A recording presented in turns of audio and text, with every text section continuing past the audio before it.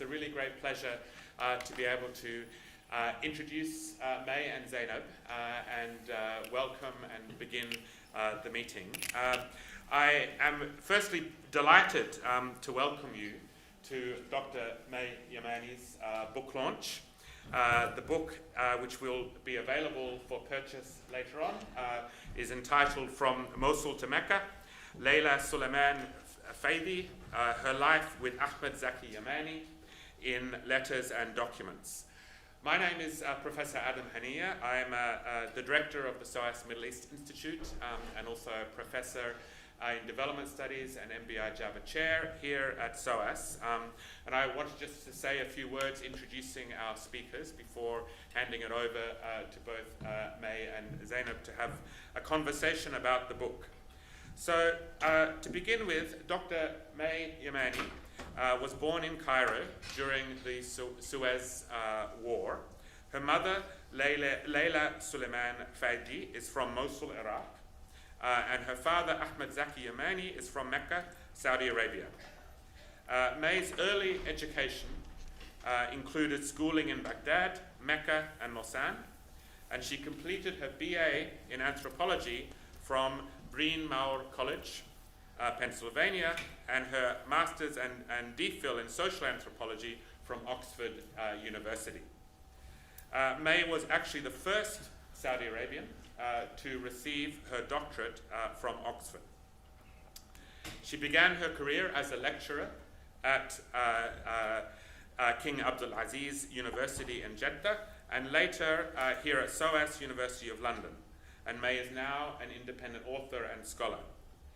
Tonight she will be in conversation with Zeinab Badawi, president of SOAS, who is an award-winning broadcaster, journalist and filmmaker, in addition to being a SOAS alumna. Dr. Yamani has supported scholarships here at SOAS, and some of her scholars are in the room. Her support of education is inspired very much by her parents, especially Laila, and we thank her for her support. Thank you.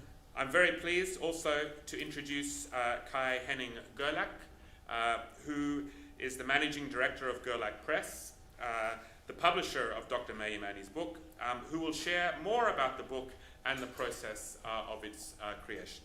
So I'll begin by inviting Kai to the stage. Thank you.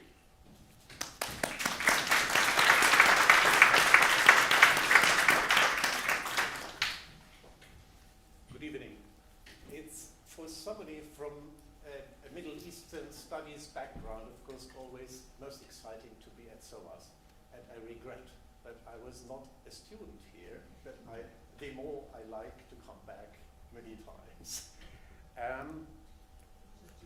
A publisher normally... Talk in the microphone, Kai, please. A publisher normally begins the work with taking in or accepting a manuscript by an author and does all the rest from there on.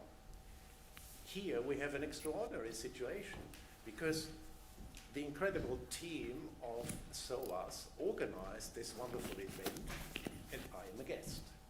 This is only one of the extraordinary elements of this book. And now I'm going to contradict myself. Professor Arshin Adib Mukaddam contacted me about 1 year ago to recommend a manuscript of a dear friend. And they had discussed that Gerlach Press is exactly the right publisher. I was hesitant. I said, well, rather not. Now, I'm going to contradict myself and say, this has to develop in such a smooth way, concluded by this event, that I came to think over the last weeks, why don't we call this volume number 1 of a new book series called Biographical Approaches to Middle Eastern History? And several people said, you do it. Yes, do it. So, in that sense, many more books to come, and they can be bought, as said before. And as I learned from the last boss I had in my life, because I started my self-employment, he said, a sold book is a good So, the floor is yours.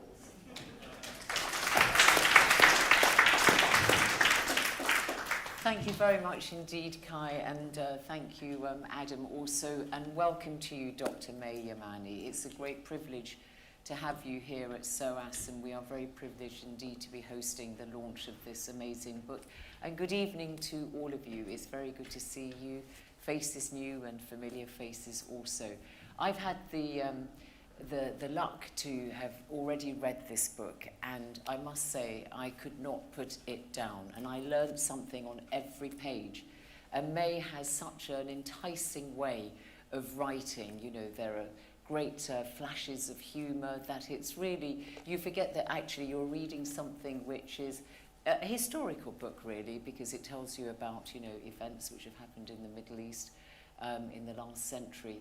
And it really is a wonderful, wonderful book, and I think it's going to go on to great success and will be read by many people. And having read it, Mai, whom I've known for several decades, I consider her like a sister. She, you know, is a really sharp, fierce intellect that I've always admired over the years and have learnt very much from her. But having read this book and read about Laila, I can see that the mother is the person who is so much, you know, the daughter is like the mother. The acorn has certainly not fallen far from the oak tree, because Laila, if you think a woman born in 1929 in Iraq, who embarked on a PhD in the United States, you know, a leading intellectual, a woman of that era to have gone to such great academic heights is really quite remarkable. And Mai similarly, having collected her PhD from Oxford University, the first Saudi, male or female, to have done so, you can see that it's a generational inheritance there. So, Mai, yeah, I've read the book. I loved every bit of it, as I said. But just tell me, why did you want to write this book, Laila? I wanted to honor Laila Sulaiman Faidhi. I wanted to honor Laila as a unique, distinctive woman, a scholar, whose life is like a journey through the tumultuous times in that half a century. Laila was always writing. She was always walking with a pen and paper in her pocket. And Laila wrote letters, kept documents, university documents, passports, pictures, and even culinary tradition, culinary at the aboard of Queen Mary. Now, Laila first received the first group of this that was in a trunk. In 1974, her father, Sulaiman Faidhi, has brought from Istanbul in 1929 this trunk. Her mother, Maryam, knowing that her life was coming to an end, she said, Laila, Uyuni, this is your life story. She opened the trunk. When Laila traveled from Baghdad to New York in 1952 for her PhD studies, she never missed a day without writing to her mother. She writes, my honorable mother, uqabbilu yadayki, I kiss your hands, and then she writes everything she found, the people she met, everything. Laila kept all this. And in the year 2010,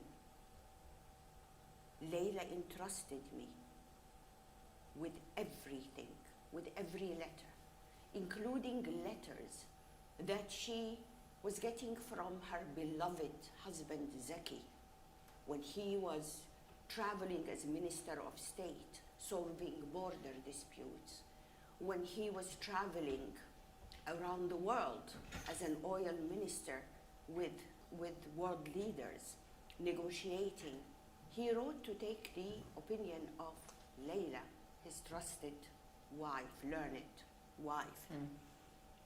When she handed me that treasure, it was like an amana, and I took it. A year later, I wrote a letter to my mother. I took her permission to write her life story. So you actually asked her, you said to her, I'm going to write your life story. And I said, I am going to write your life story. And she said yes. She was about 80, in her 80s, and she had started to write memories of her Basra, the Venice of the East, my home, our home in Basra. She started writing about her life in New York, that cosmopolitan, the days they were all together as Arabs. And that is, all her memories. She entrusted it to me, and I decided, yes, Laila, my mother, I am going to So write you felt that she entrusted you, and that you felt compelled to do what she had, which is to write her story. So obviously she had, as you said, kept documents, passports, letters and everything. So how did that help you in your approach to writing the book? The first thing is, when I had all these documents, I started reading. I started buying books and reading. The documents that tell me that she was going to be flying in 1958. She was writing to her mother to go to Baghdad, but then there was that revolution and the end of the monarchy. I started realizing that this is geopolitics. This is a book about politics and history and culture of these Arab countries. I started buying the books about the beginning of the Ba'ath regime, Abdul Karim Qasim, and the beginning of Saddam Hussein. Then she was writing, when she arrived to Cairo, she was on board of Queen Mary with her beloved husband Zaki, and she was heading towards Baghdad to give birth. Then there was the Suez War, and Jamal Abdel Nasser is screaming the revolution, and the British, French, and Israelis are planning the bombing. She's put in a truck and she goes they take her to Cairo, and then she gives birth to her daughter May. So we'll come to that. Why I come to that is the whole book is a journey of politics. And every time when I bought the books, I had a library of the life of Laila, and that enriched my learning about that part of the world. And I hope that it will be a contribution to and sharing it with the readers about that world. Yes. It is very interesting how you weave her life against these geopolitical upheavals in the Middle East, as you mentioned, the 1958 revolution.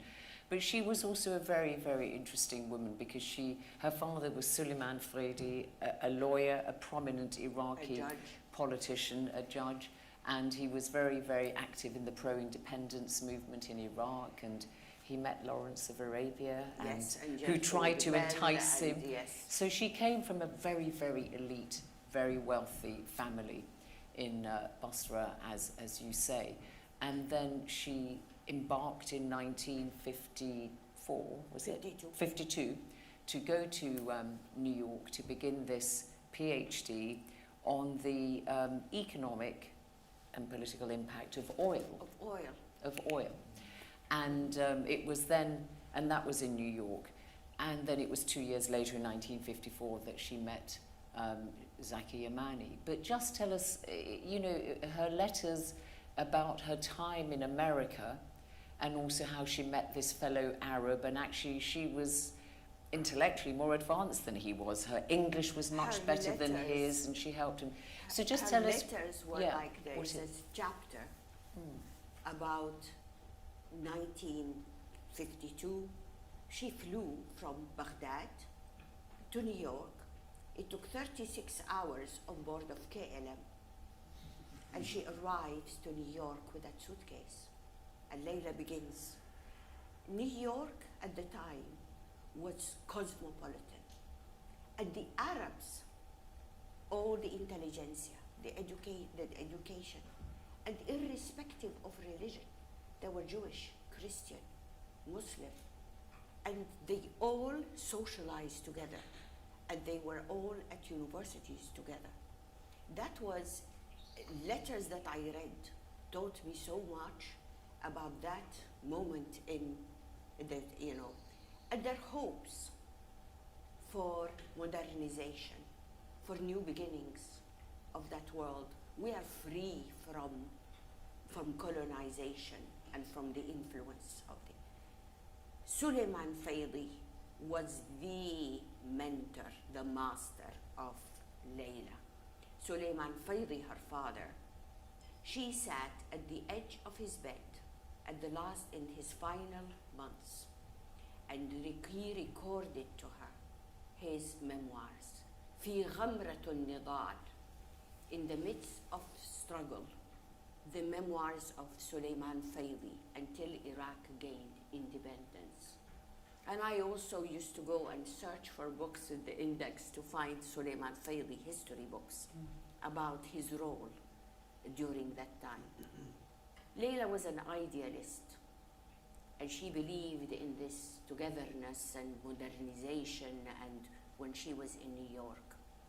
And that is then we get to these letters that had hope, and then adversities.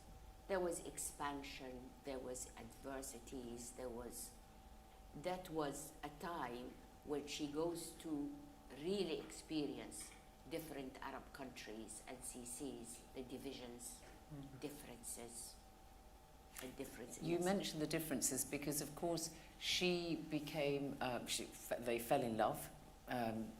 In room Laila 865. And Zaki. I always have to, it was in room 865, New York University, on an autumn evening, and a man comes in, and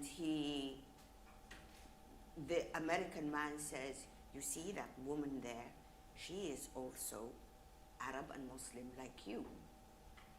Zaki, who just arrived from the son of Mecca, and had a Sharia, a BA in Sharia from law from Cairo University, sees this Arab woman who's doing a PhD, and he goes, he knew how to approach her. My lady, he says, I just arrived and need your help in translation.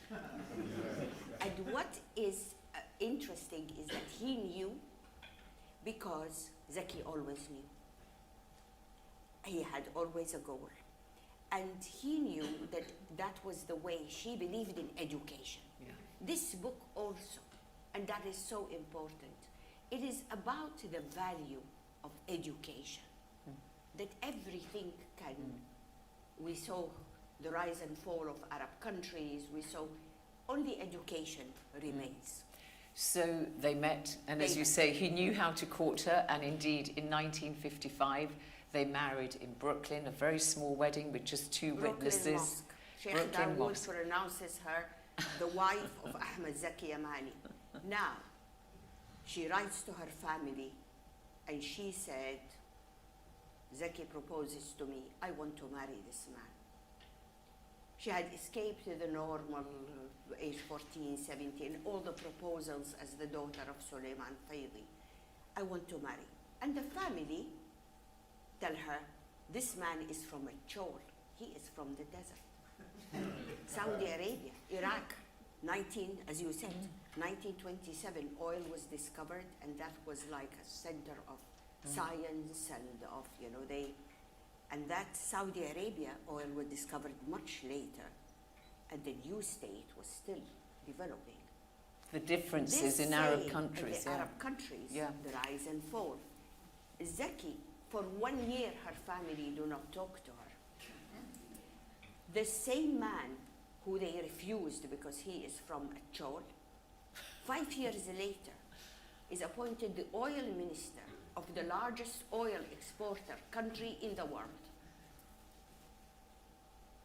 And the family are, and Laila, of course, said, I knew there was She a felt reason vindicated. I chose. But it's interesting because you talked about the differences between, you know, they're all Arabs, but you mentioned the differences between this very wealthy elite Iraqi family, and they looked down on this Saudi Yes. man from the desert, and they From the thought desert, Laila was yes. marrying beneath her. But so they do marry, and they go to Cairo. She was going back to Iraq to give birth to her Yes. first child, a little girl called Mai. Yes. And Mai was actually born in Cairo, In Cairo. amidst great joy, but to the sounds of the Suez Yes. War. Yes, bombs were beginning after the birth.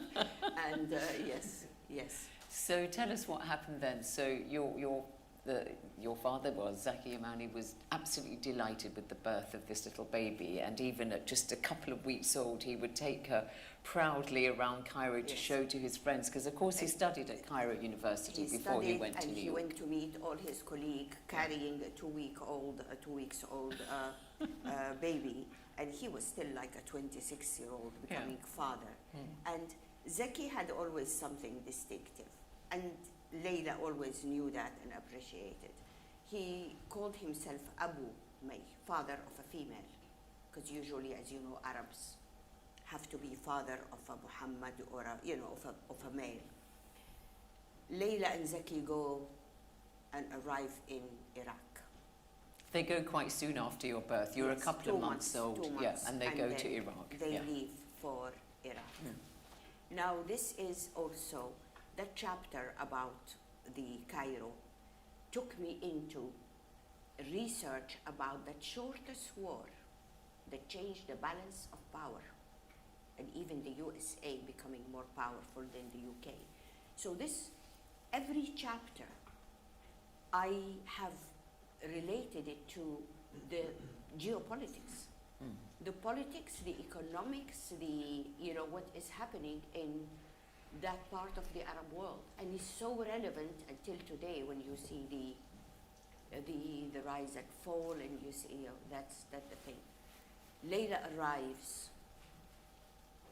She arrives in Baghdad, in Iraq, as you say, Then she goes in to Saudi 1957. And then Zaki relocates the family to Jeddah, is where they settle down. Yes. And he opens up a small law firm, but he works for Pepsi Cola. But what brings him to the attention of the then Crown Prince Faisal is the fact that he was writing articles in a newspaper about modernizing the Saudi state under the name Abu Mai. Yes.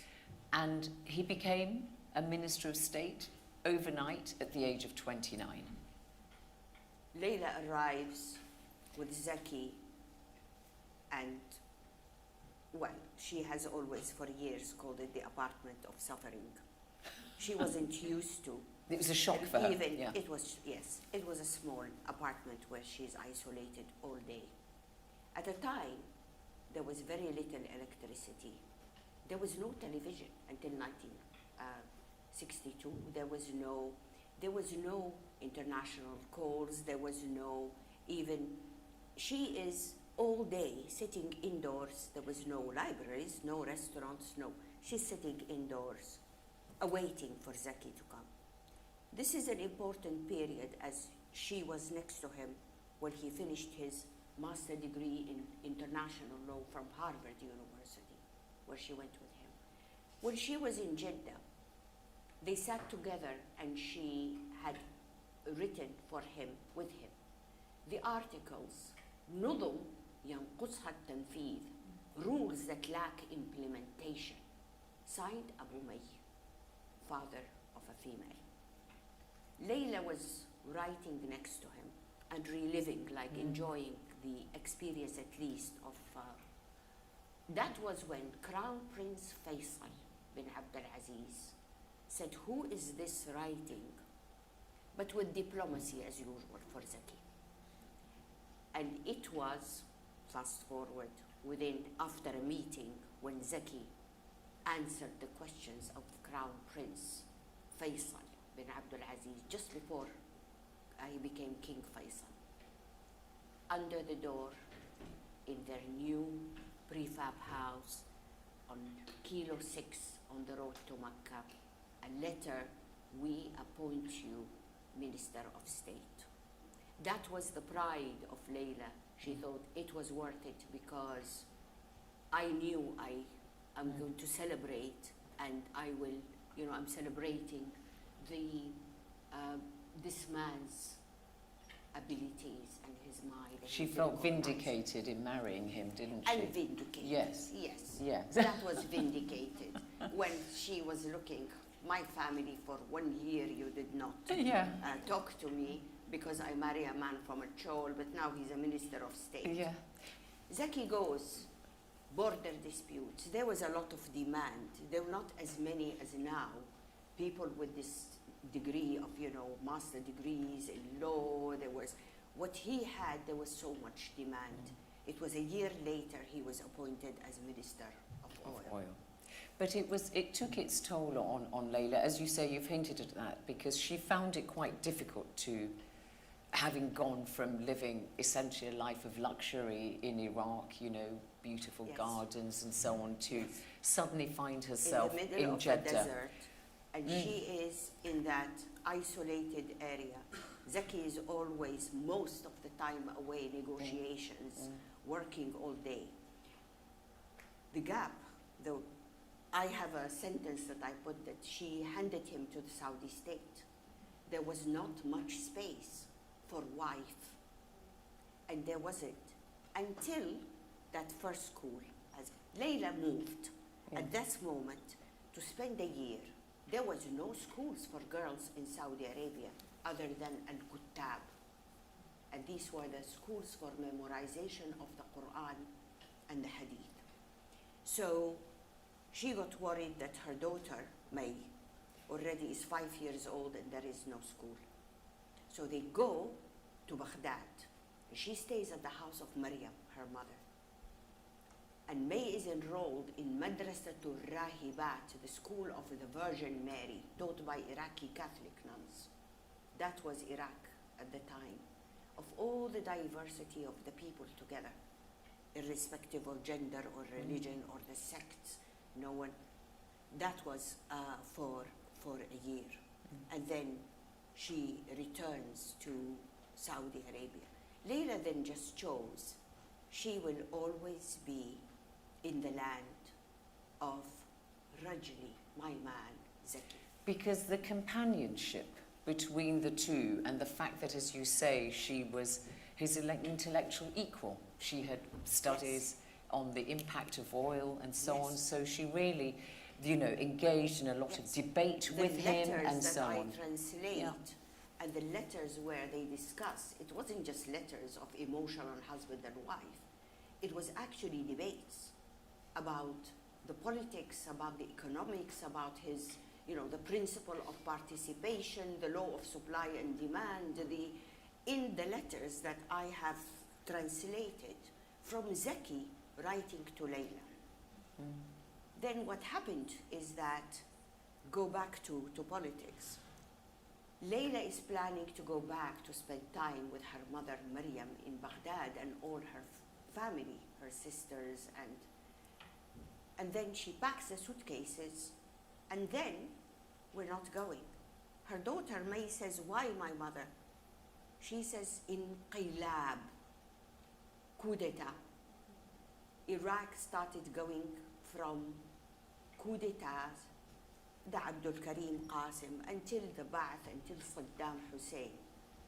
And Laila kept on getting the disappointments and disillusion, and this being Baghdad, Madinatul Salam, the city of peace, and suddenly, every time she looks back to go back to her Iraq, where hopes of democracy, modernization, all that was coming to an end. The family went into self-imposed exile, And didn't that they? the was family? again what happened when it's called the chivalry, the shahama of the Zaki. her family, by the time of Saddam Hussein, had most of their properties confiscated, including the hospital of Faidhi, Mustashfa Faidhi. And so they went into self-imposed exile. And it was Zaki who helped them, including for some political problems with her youngest brother, Hadir Basil, who had a political Saddam Hussein, most people did. And then he helped them financially, he supported them, and when they moved out, and they went, most of them, in the UK or in different, from Venezuela to different, they were outside. Laila chose to stay in the land of her husband, and she stayed in Saudi Arabia. Laila did move and go for years.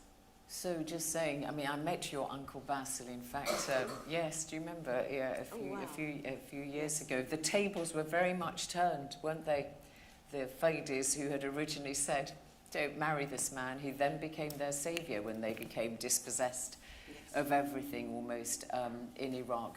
So at the beginning, she went on to have 3 children with Zaki Yamani, Laila, Maha and Hani.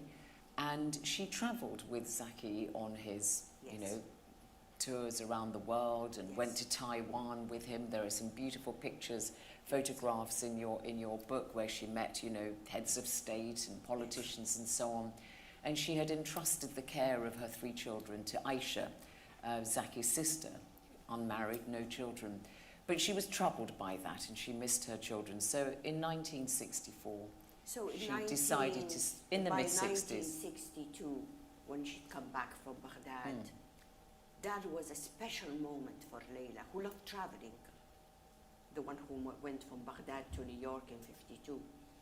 She was celebrating with her husband, Zaki, and they traveled, and they were even in Europe, from Vienna to Berlin, to everywhere. In Europe, she went with him to the US, to Honolulu, to wherever, and she participated. He always presented her as a doctora, my wife. The thing is, because she had the 3 children and a few months old son, and there were no international calls to reach, and after 2 weeks, Laila then, she recalls that on one flight after 2 weeks where she couldn't contact her children, she cried on the trip back, and then she decided to focus on her motherhood and mothering and taking care of the children.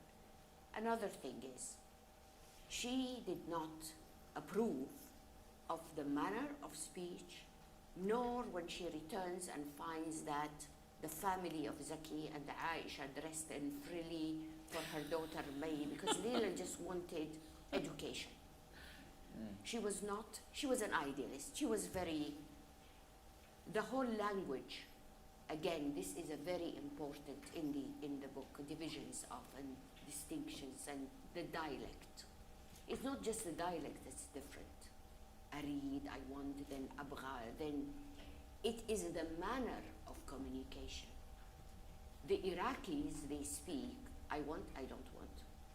While in that area, and the Hijazis and the people in Mecca, it is how كيف اسم الله عليهم, and are you going to come for dinner, inshallah, are you coming or not coming? This whole area, whereas Laila was she had a problem in communicating in another Arab country, where she thought, I'm going to be in an Arab country, and yet the communication was very different. Very flowery, you say, yeah. And much more flowery. There is a thing when you look at Arabs, there's always, they say, well, Iraqis have the more fiery blood, because the Iraqis are more, and they're more direct and more. Laila kept, one thing she always kept is an Iraqi accent of Basra, where she was born. That she never she kept that accent wherever she went to announce that I am still proudly an Iraqi.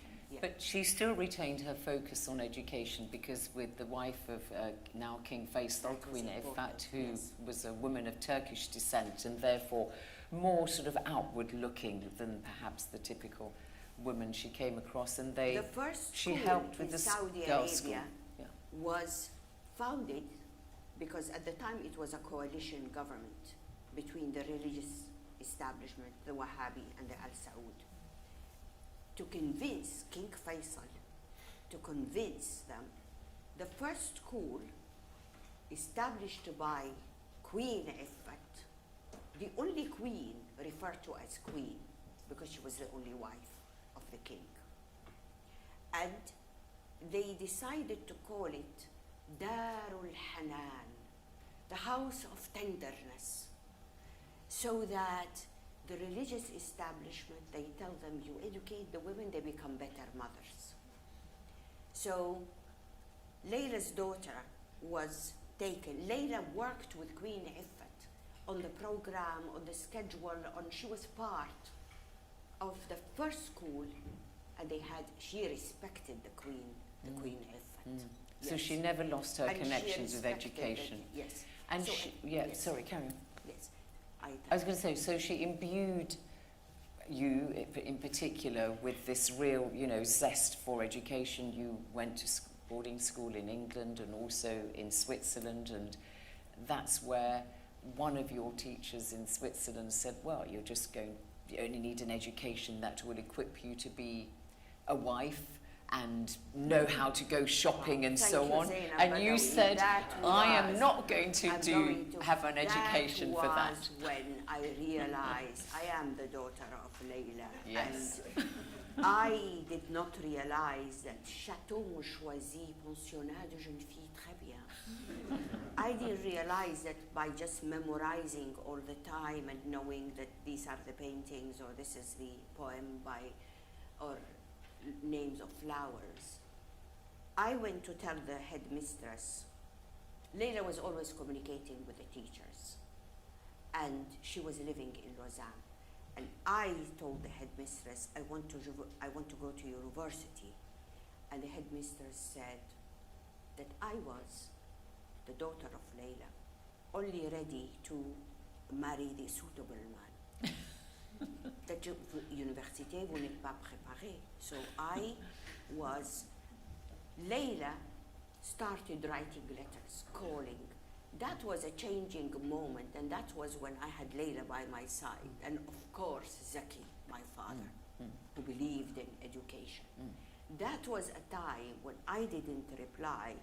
I just said, I started studying and getting A's and applied to go to university finally in the USA. In the United States. But that was a time when Layla, they took the daughters out because the schools were still at the beginning in Saudi Arabia.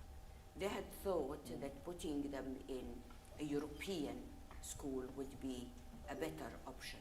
And that is when Layla kept on always checking our, yes. Wanted you to do well. I mean, it's interesting, your father did pick you out as somebody who had this, amazing intellectual gift, just as Layla's father, Sulaiman Faidhi, had also recognized that in his daughter. But as Zaki Yamani's career burgeoned, and he, was traveling all over the world and became the oil minister during that very tumultuous period when the price of oil quadrupled and so on, what kind of impact did that have on the marriage? Because she then began to spend more time out of Saudi Arabia, in Lausanne, in Switzerland, and also in London. So as his career really just occupied him, how did that affect Layla? It was a gradual separation, because Zaki was all the time working and flying, and he comes back, and the Layla he used to discuss ideas is talking about domestic, talking about in the beginning it was like there is no water, there is no electricity, I'm awaiting. That was in the beginning. So that communication they had, that intellectual, The and the companionship. debate and the Yeah. companionship Yeah. started. And there was more separation. But then, what is interesting is, as Laila chose to go into more solitude and silence and serenity, Zaki was on the world covers of, from the oil embargo to he was in the stage of the world. The contrast between the life that they had, and yet Laila always referred to Zaki, my man. She continued finding newspaper, everything about him, cutting, chronologically keeping, everything. That's what a part of what she had entrusted to me. All the records that she found about Zaki, that was one way of keeping her tied and connected to the great man Zaki, Rajli, my man. Now this is interesting, just a comment here in that in Iraq they say Rajli, my man, because there is mostly monogamy. While when you have the polygamous marriages, very few, a woman can be Hurmat, his wife, but there isn't a woman saying my man because he might be shared with the others. It's very interesting, that's why I say a manner of communication. It wasn't just the dialect, but as we read in the book, you can see these distinctiveness and divisions of between Arabs, yes. So when all these cuttings that she took of Zaki and his various activities and so on helped form the basis of your book. Yes. And 11 years before she died, as you said at the beginning, she entrusted you with this trunk with all her documents.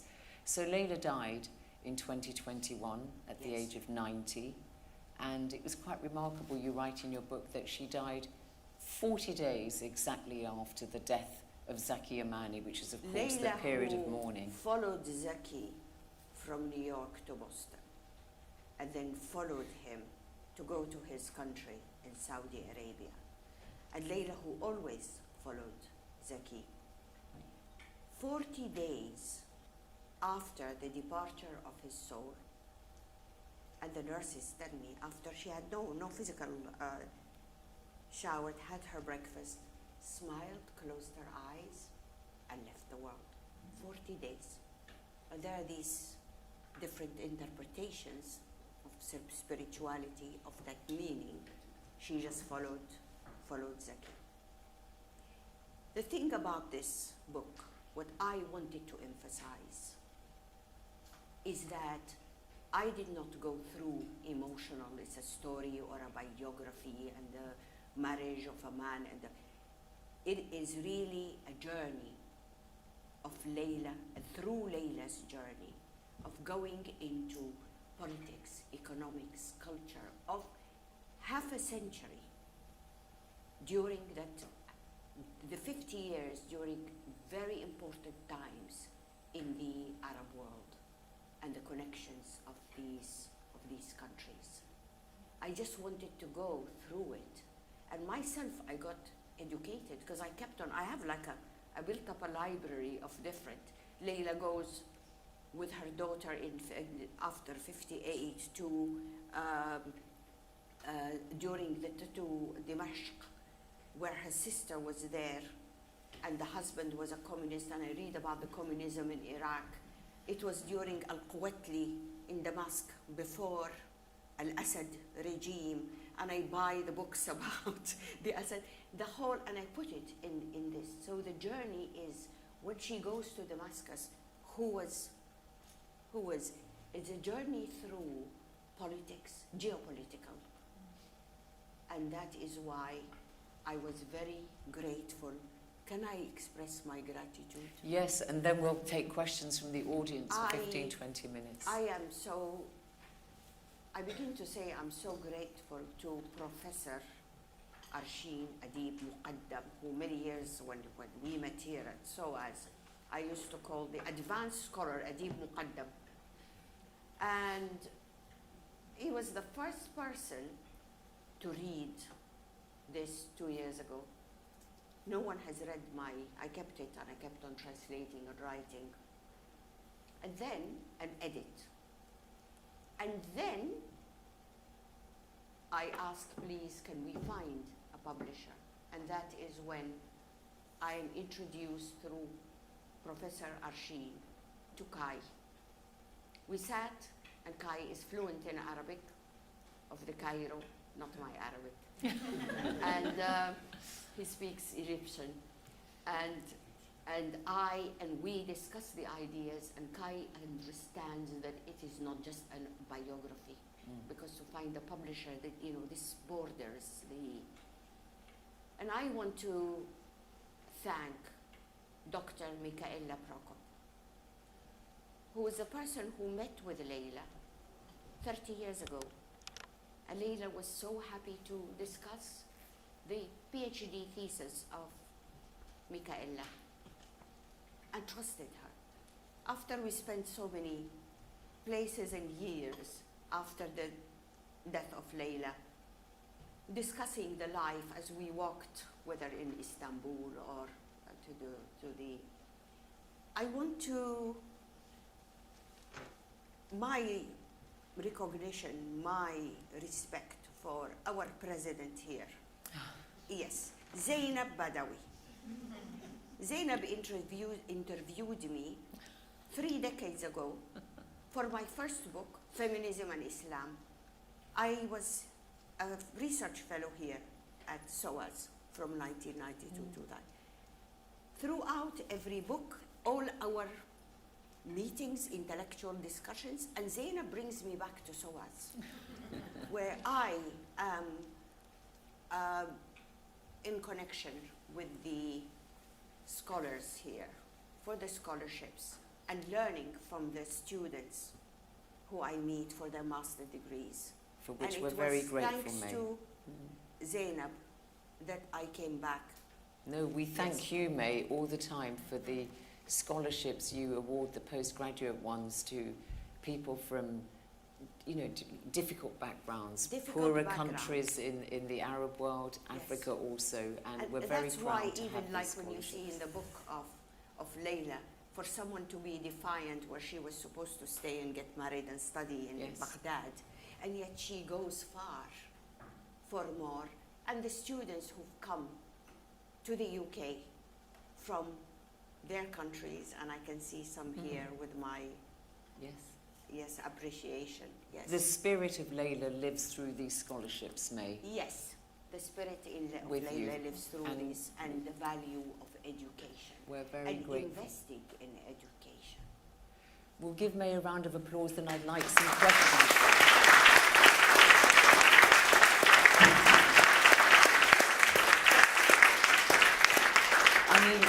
All books are unique, but this is really a very, very, it's a unique book. It's absolutely fascinating. Can I take questions if you would like to put some questions to May? And I don't think you need a microphone. Oh, you do have one. Okay, that's great. Introduce yourself and your organisation if relevant. Thank you. You've got the mic in your hand, so please go ahead, yes. And then you afterwards, yes. Oh, you're the mic wielder. Sorry. Yes, please. It's not very relevant who I am. Basically, I'm a student, so continue to enjoy the intellectual opportunities here. It's a simple question, actually. But did you have your mother's half of the correspondence, or only the letters back from your father? She entrusted me with everything. Did she write a copy of her own letter and keep it in there and then send it? No, she just entrusted me with the originals. That is why I said this is an amana, this is my, that's why a year later I said I am going to write your story, my mother. But She entrusted me with all the letters that Maryam handed her back, your life story, Laila, from her days in New York to her letters later when she was in Saudi Arabia, in Lausanne, to the letters that she has received from Zaki, her husband, my father, to the plane tickets, to the passports, the pictures, the everything, university documents, everything. She gave me the original, all that she had, including the pen that her father, Sulaiman Faidhi, gave her when she was 7 years old. And on the package it says, "To my intelligent daughter." But did she keep, she kept a diary? Even the diaries. Yes, so Even I the think that's diaries, where we get an everything idea of just what she wrote entrusted to me. Zaki And, Yamani. and Laila was at a time in her 80 years old. And at a time she thought, I'm going to entrust everything to my daughter. And she was, after I finished my DPhil here at Oxford, she always, when she wrote to me, she says, Al-Daktora, my daughter Al-Daktora, May. So that is why I began writing the book.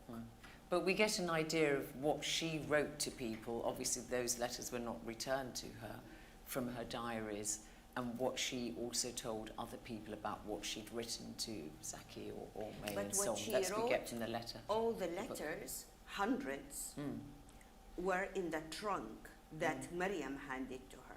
So that was the period when she was The letters to her family in Iraq were handed back to her. from New York, and the letters from Saudi Arabia, because she had no means. You know, there were no international calls at the time. So all the letters, hundreds, she starts writing all the blue, beautiful, yes, the publisher has it, all these beautiful, the words that Laila wrote and on letters, it was like art. And it just made me feel how important it is, the meaning of words and the meaning of communication through letters. Did she have nice handwriting, May? Beautiful Meticulous, really? Meticulous, small. Really? She fills in all the blue, and then you can see at the end the post, and you put the stamp. Airplane letters. You remember the Airplane avion, the letters, thin ones, yeah, by air. She doesn't waste a piece on the whole letter. Describing, she says, my mother, the colors of the leaves. I discovered so much about the operas, the museums, everything. Because she played the piano, didn't she? She played the beautiful, yes. But Laila, even describing the colors and all the different people she had met with, yes. So I had all that treasure. Any more? Another question? Can we see any more? Oh yes, there's one here, and then Paul Pearson afterwards. Hi, Paul. Gentleman in the... Oh, okay, Paul, you go ahead, and then the gentleman in the check shirt. Will you have a chance to digitalise Yes. to make sure that we can have it for future generations? And second question, I think a television documentary would be quite interesting too. Thank you. So digitalise and Yes, then a I documentary. spent, when I received that, I started, as I was starting to translate every letter, and I chronologically kept them. It was like my new doctorate research and thesis during the time I received. Digitized, yes, everything has been kept and treasured, and I kept everything. And yes, I Should kept try and that legacy. digitalise all these I kept letters. the legacy, Yeah. and that is for Laila, and also for Zaki, her husband, because so much about his work at his beginning when he was, and diaries, his diaries that she has kept and given me. So I kept all that like a treasure. It would make an amazing documentary, is what Paul was saying, wouldn't it? Because you've got the photographs. I really appreciate your recognition of that. Yes, we do a documentary about Laila. And to digitalise all those Yeah. letters, that's And this another is- job. And this is the That's Laila. her, yeah. The gentleman in the check shirt, if you could just hand a microphone to him. Anybody that side? Yeah, I have one question I have is, to what extent do you think or would you care to reflect on how Laila's views on politics, on culture might have changed over the years or remained the same? Yes. And the other question I suppose I have is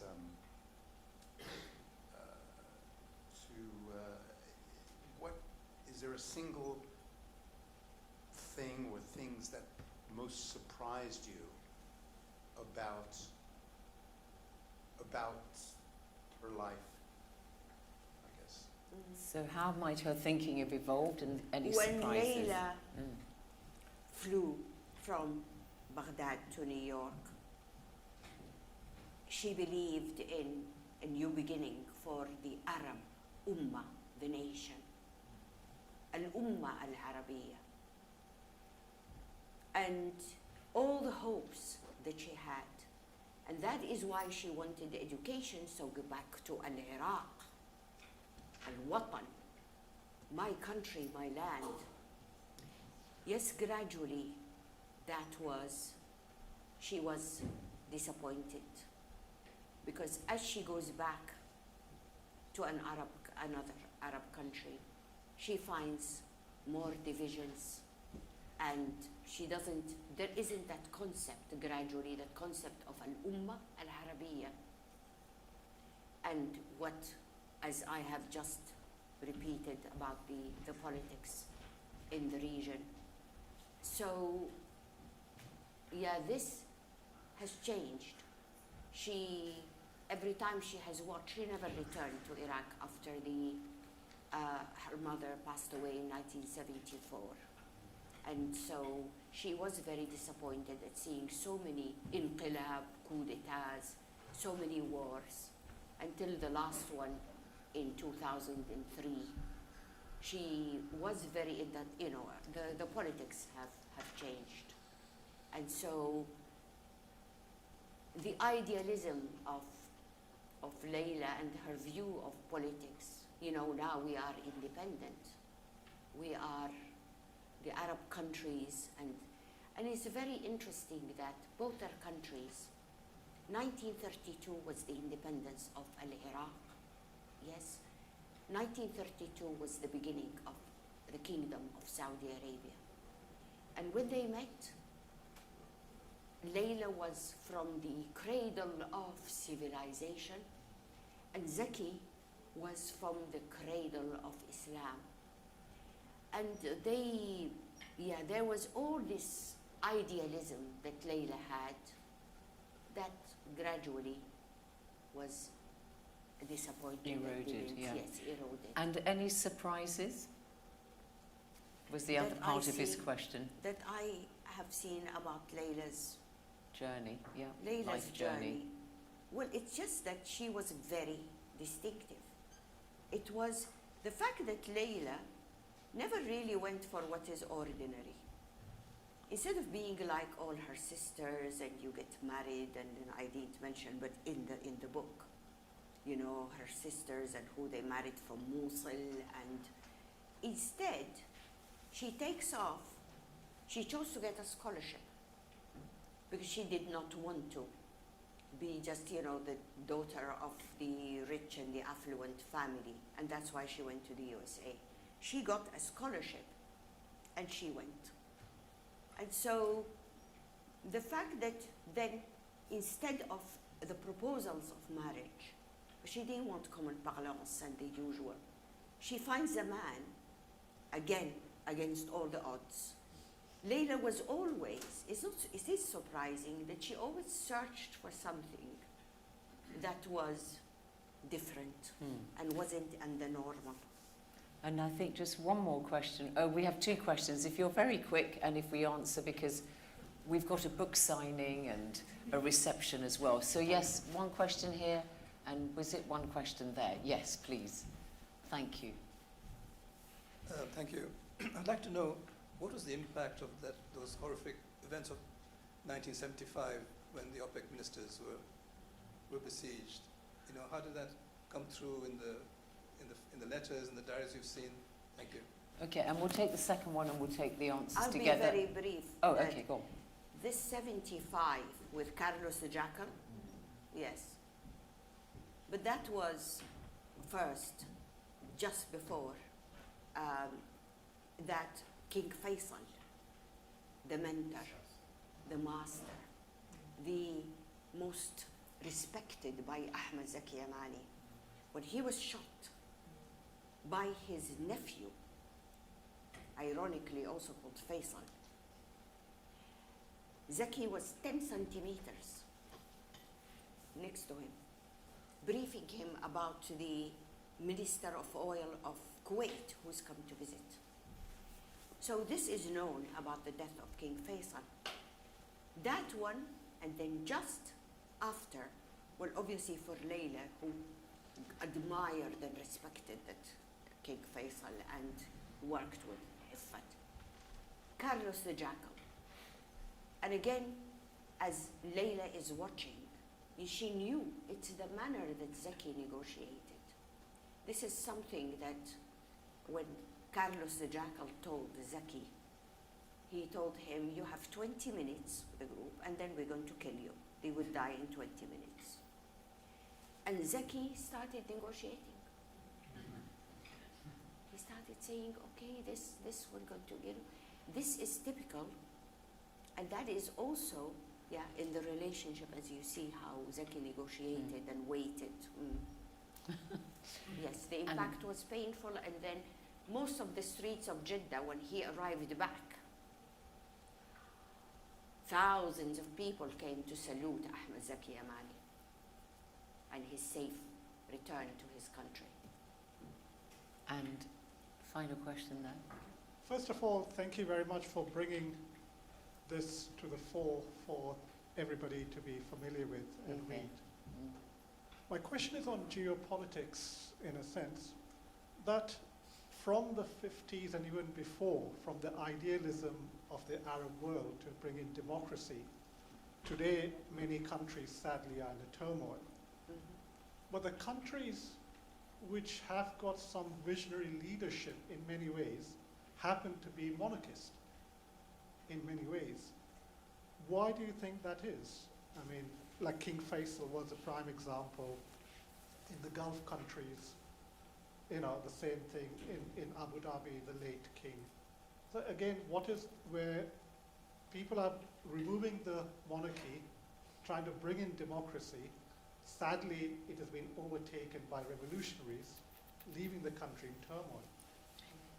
Well, as is in the book, and in the 50s, the centers of knowledge, literature, the Arabs was Al-Qahira, Baghdad, Dimashq. And these were the main modern Arab countries. Now that, of course, after the discovery of oil and the rise, because until 71, 72, there were no United Arab Emirates or Qatar or yes. So I think here in this and in the journey of Laila, we can't make this generalization that we have a better system under monarchies, because yes, there is a lot of repression that took place, and King Faisal was distinctive because he accepted and integrated people from the different regions, because Saudi Arabia was under the name of one family, Al Saud. So you can see a lot also in Laila, from Mosul to Mecca. Yes. Thank you, May. We can't.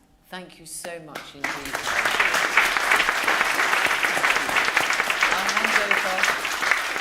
I'll just hand over to Andrea, who's Deputy Director for Development here at SOAS. Thank you so much. Thank you so much, May and Zeinab, for such a fascinating conversation. I cannot wait to read this book.